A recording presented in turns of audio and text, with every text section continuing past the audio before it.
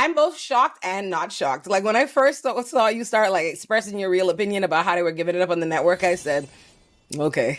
I was like, we'll see how long this lasts. But then when I saw what they actually did about it, I said, oh, this is outlandish. You made a whole video coming for Francesca's neck in particular. Yeah. And that was crazy to me. That was crazy. And it's the most recent thing on a long list of crazy shit TYT has been doing. But I did think it was kind of. And dude, it's like the only video TYT has made in the last 6 months that even got any views, bro. It's so crazy that that's their draw when they're having a fucking unhinged meltdown about one of their former contractors. A culmination, because all of this is because you're so angry that people are pointing out the obvious, that you want to roll out the red carpet and handle the entire, you are handling white supremacists with kitty gloves. Like, oh, we need to break bread. We need to be nice. We need to stop calling people out. But like the people on the left that are your homeboys, like these are your homies. And you're like, oh, them. Like, absolutely them. Let me make a video letting you know why her. Like, yep. And what he said every show, you know how petty you gotta be to reach out to everybody in the TYT network? Like, not you either. She can't go there either. It's crazy. I know. And I'm gonna miss going on, obviously, John's show, Dr. Richie's show. I really love Indisputable, and I really love the Damage Report. And you know, the Vanguard boys know, we talked about it on their show, but I really feel, look, what you saw was the tail end, honestly, of months and months and months of real rage, anger, inability to sleep, honestly. And yes, definitely feeling implicated as someone who contributes to TYT. And I have run cover for them a lot before, right? And I have had private conversations trying to have real people in, i.e. Anna. I had private conversations with Cenk before I invited him on my show to actually have a debate, which, you know, kudos to him. He actually went through with it. And I gave him a piece of my mind, but I knew, like I told these guys, you know, I knew that was the beginning of the end. But I have been trying, you know, speaking of kid gloves, I've really been trying to deal with kid gloves with Cenk and Anna for a long time now. And at a certain point, you kind of got to let go. And at a certain point, when you try to call in and you're calling in and I'm calling you in, and I'm calling you in, but they're not calling anyone else in, and they're going on Glenn Beck, or they're going on, you know, Patrick Bet-David's show, or they're going on Tim Pool, and they're going on these places. And like I say, they're going on all the worst spaces, bro. Like, you know what for example, I'm not opposed to going into those right-wing spaces. I am not opposed to go into Tim Pool and be combative, or to go on Patrick Bet-David and go toe-to-toe with the 4 ignorant motherfuckers that try to gangbang you on that show. I'm totally down with that. But the thing that made Anna and Cenk's little like media tour so toxic is they weren't going there to put up a fight. It's like they were doing a PR tour of how terrible the Democratic Party is, how washed and worthless and corrupt and like whatever, insert adjective of hatred, resentment, and grievance here, literally going on a PR tour to these people that hate the Democrats, that call them demons and devils and groomers and all this other nasty shit, make up lies about them from morning till dusk, right? 24/7 lies and subterfuge and just disingenuous conduct and never acting in good faith. Tim Pool taking Russian money to plant stories, all fake shit, libs of TikTok shit, just so outrageous.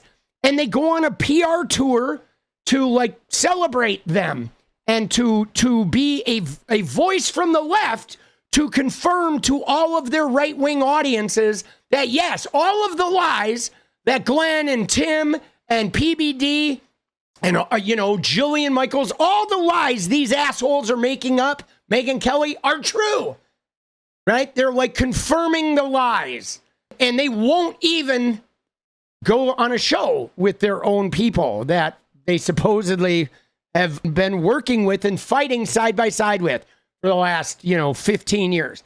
Dude, it's fucking bullshit.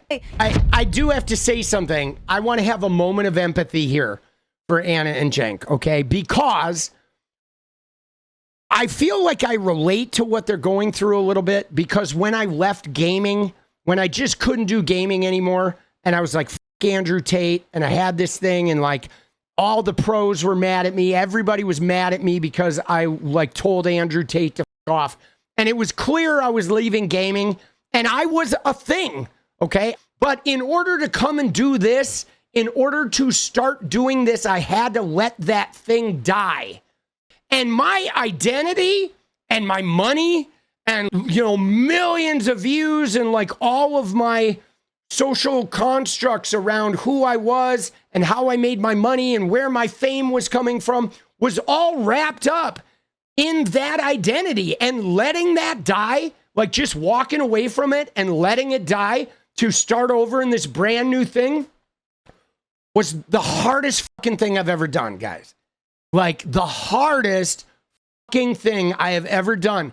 I was lost and confused, and it was like one step forward, 3 steps back, and I was constantly second guessing myself, thinking maybe I made the wrong decision. Maybe like the negative shit they're saying is true. I don't know where to land, and like, you know, can I even do this new thing I'm doing? But that was an element of choice, right? Like I actually pulled the plug on it, and it was still like heartrending and confusing and overwhelming, just so overwhelming. And I had many starts and stops on this channel and name changes, trying to figure out like how I could do this new thing. And now I'm got my speed and I'm good, right? I'm up to speed. We're moving. But the thing about TYT is Anna and Cenk are going through that same thing, but they didn't pull the plug. Okay. The plug just got pulled on them for whatever reason. All the hosts left. They got in too many fights. The union busting. Anna's freak out about the homeless. Their constant negativity with the left, where they burned all their bridges and lost all their credibility and all their allies and workers, even all their contractors. Everybody just jumped ship. So they went through that thing. They're going through it right now, this overwhelming, crazy change thing. But they didn't pull the plug. The plug got pulled and just launched them into that. And so they've been like flailing and just reacting and overreacting and swinging at this and swinging at that and trying to buddy up to the right wing, but the right wing's never going to accept him and the left wing's never going to accept him. And now they don't like, I don't really see a future for Anna and Cenk unless they quit politics. Like they need to just quit politics. They need to like sell TYT or hand it off to somebody else, and they need to go do something else for like 2 years and fucking figure some shit out. Or they're going to just burn it all to the ground and they're going to dig a hole for them that is like so deep they're never going to get out. You know, so I do feel for them, but at some point though, they got to stop like digging their own hole, man. You know? Because you come at it from someone who doesn't owe them anything. You know what I mean? And not even like, I'm someone, I don't owe them because I think our relationship was mutual. I had a journalistic career, a pundit career before them. I helped them. They helped me. I, you know, drove traffic and views, and you can see that. But I was, again, trying to say, look, I respect you. I want to like be able to have this conversation privately. When the birthing person thing with Anna happened, I was like, look, don't go down Chappelle's road. Don't burn your legacy, over this thing. Seems a little weird. And she heard that and she backed off. But it was so funny because you were one of the only people who was like, I don't really owe anybody anything. I'm just going to call it what it is. I know we're all kind of pretending. And then these guys, Zac and Gavin have also done the same. And I think that's what happens when it's like, look, we're just kind of calling the balls and strikes here. We're calling it like we see it. We don't owe people anything. And what comes out is a lot of truth. And I think that's why people like both of y'all and hopefully me as well. Yeah. Well, I think it's also interesting to point out that, like, I was a big fan of TYT. It's not like I come at this as someone who's just, dropping in out of nowhere to comment completely without the context or having ever been a fan. No, I watched the network seriously decline from its heyday. And I think he just described me. I kind of dropped in out of nowhere. I mean, dude, I watched some TYT. I was just never a fan because I didn't like their fake rage. But yeah, that birthing thing though, dude, the birther person thing, that was really weird, dude. It was never even a thing. Anna chewed up so much bandwidth. She like was taking a stand on this hill that wasn't even a hill anyone was fighting on. It's like she's up there planting a flag on this hill, and the whole rest of the fucking left-wing movement's on a different hill. They're like, what are you doing up there? And she's like yelling at them like they're attacking her. It was so dumb, dude. I think what's so wild about this most recent episode that obviously resulted in you getting banned, not just from TYT, but from the damage report, Francesca, is I think that they had a real option with what you were presenting and the things that you were saying to actually take TYT back to one of the things that made it so great in the first place in its golden era, which was a lively discourse, a lively debate that occurred on the main panel show every night. I mentioned this when we chatted also, Francesca, but back in the day, you know, in 2015 when like Bernie Sanders was first running, one thing I really enjoyed was tuning in and hearing like, you know, Cenk and Jimmy Dore and Anna Kasparian all going at it and, you know, kind of fighting. And, you know, it's crazy to think of them all being friends, but it really did feel like a family back then. And obviously there were other people around too, John Ideological being one of them, and yourself, right? But people would get in passionate arguments, and it really felt like you could tune in and watch people who all respected each other have intense discussions. And that's all that you were trying to do, quite frankly, in this most recent stage of TYT's ideological evolution. You had a little bit of pushback, just like Jimmy and Cenk used to push back on each other, just like Anna and Cenk used to push back and continue to push back on each other sometimes when they disagree. That's all you were offering, and they could have leaned into that. It would have made for a much more entertaining product, ultimately, than whatever the hell is going on now. You tune in, the vibes are miserable. Dude, you can tell that there's behind-the-scenes strife that's affecting the on-screen presentation of the product. The vibes have, you know, putrefied in front of all of us. It's just not the same. And I think they could have, you know, if it weren't for their pettiness and it weren't for their egos, they could have taken your challenge and said, hell yeah, let's actually do this. Let's have a fun, you know, explosive, intense at times discussion where we not just hash out the birthing person thing, but every issue we disagree on. That's compelling content. I mean, Olay had a great debate, I thought. I mean, with them a couple of years ago around policing, and I am like, that is robust. That's good conversation. Even, I mean, if you want to be real about it, like, I'm a contractor. Like, I never had a show. It's really weird to do a really long segment about me. But when I did float them, discussions and debates between me and John and Anna and Cenk, you know, there's also someone named Dr. Richie who is on their network. There's also J.R. Jackson, but Dr. Richie specifically, all he covers is like police acting crazy and, you know, racist in the streets. And it's good. And also Karen's going nuts.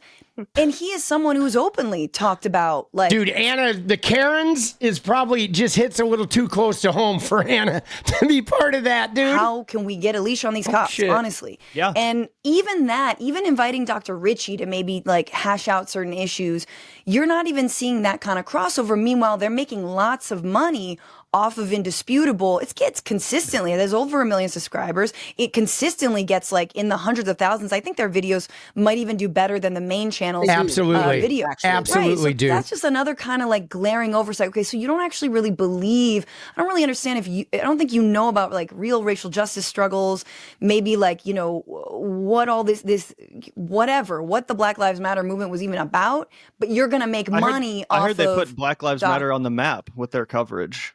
Right. Hear Cenk say that? Dude, you know, dude, did Cenk really say that? I can can't you picture him saying that? I can picture him saying that. Oh yeah, we put BLM on the fucking map. Like, dude, it's their ego. Their ego. Like, the last video I made about them was like, wow. It's just when you realize when Cenk was comparing himself to Obama and Pelosi, but saying that he was like braver than them, it's like, wow, man. Homie's ego is